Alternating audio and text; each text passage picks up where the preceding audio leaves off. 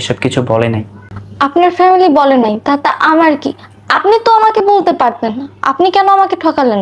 দেখেন, এসব আমি আপনাকে বলি নাই, আর তার জন্য আমি আন্তরিকভাবে দুঃখিত। যাই হোক, আপনি যে আমার আগেও 3টে বিয়ে করছেন, আপনার সেই 3জন স্ত্রীরা কোথায়? আসলে কথাটা যে আমি আপনাকে কিভাবে বলবো, আমার স্ত্রী 3জন বাসর ঘরেই মারা যায়। কিন্তু তারা কিভাবে মারা গেছে? আসলে আমি জানি না তারা কিভাবে মারা যায়। আর আমি প্রত্যেকবার সকালবেলা ঘুম থেকে উঠে দেখতে পাই যে আমার পাশে আমার স্ত্রীর মৃতদেহ পড়ে আছে। কি বলছেন আপনি এসব?